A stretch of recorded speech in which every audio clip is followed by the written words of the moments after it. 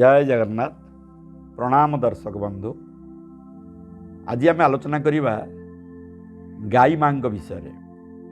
आमर चारोटी माँ, धरित्री माँ, जन्मदात्री माँ, गाई माँ, भाषा माँ, मातृभूमि मातृभाषा उभय जननी सेवता भक्ति भरे दिवस रजनी। तेणु माँ को जी भक्ति करे, श्रद्धा करे, भल पाए, माँ मध्य ताकू तार 10 गुण 100 गुण भल पाती, कृपा आशीर्वाद प्रदान करती। माँ होउचंदी जननी, माँ होउचंदी देवी, माँ होउचंदी शक्ति स्वरूपिणी। तेणु धरित्री माँ को केबे आम कष्ट देवा नहीं। जन्मदात्री माँ आमको जी 10 मास 10 दिन गर्भरे धारण कर जन्म देती ताकू मध्य आम केबे कष्ट देवा नहीं। तृतीय होउची गोमाता। 33 कोटी देवादेवी गाई सर्वांग शरीर में था। तेणु सनातन धर्म रे, हिंदू धर्म रे गाई को गोमाता रूप में पूजा करा जाए। वैदिक जुगरे मुनि ऋषि माने वेद यज्ञ कला बेले गाई पे गोटे स्वतंत्र गृह बा गुहाल तैयारी करुथिले।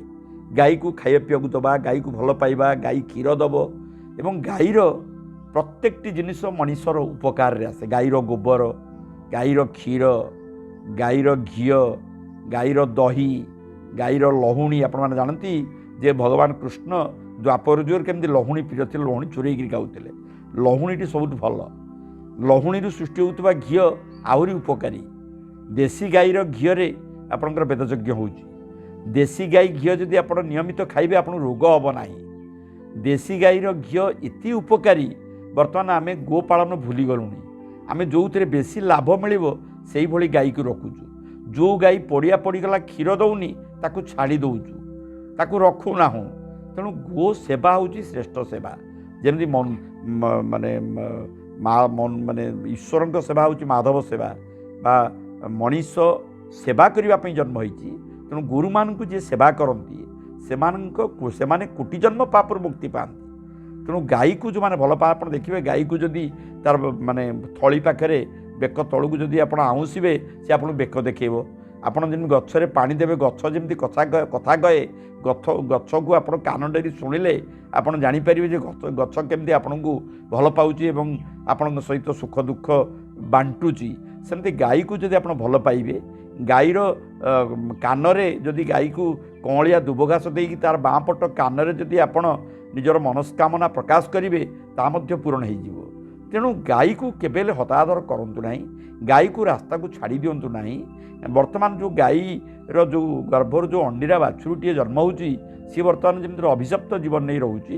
कारण बर्तमान आम जो चाष छाड़देले, आगे सब हल लंगल सब बलद द्वारा चाष करा, बर्तमान जमी सब पड़िया है। आम सब लक्ष्मी चढ़ा हो गलुनी। जमी अच्छी, घर अच्छी, किंतु जमी आम चाष करूना। आम जमी को पड़िया पकेले आम केते लक्ष्मी चढ़ा धर्म चढ़ा होचे ए कथा को जदि आम अनुभव न करिबा ताले आमको किए आसी बुझेइबो। आमर परंपरा, आमर ऐतिह्य संस्कृति को किए गुरुत्व देव। तेणु गोमाता होची सनातन हिंदू धर्मर मूल माता। ताकू जीवन में केबेले हतादर करेंगे ना, केबेले भूली जीवे ना। गो पालन, गो सेवा माध्यम आपण केते जे पुण्य अर्जन करुचंदी, केते जे धर्म अर्जन करुचंदी, केते जे पाप नाश होउची। गाई खुरा बाजिले आपनकर कौन उपकार होउची, गाई लांज जदि आपनकर देहरे बाजिबो कौन उपकार होउची, गाईर सिंग मध्य कि उपकार आसुची आकु जदि आपण अनुभव करिवे तेबे गाई को केबेले हतादर करिवे नाही। गाई पालन करिबा पई केबे भूली पारिबे नाही।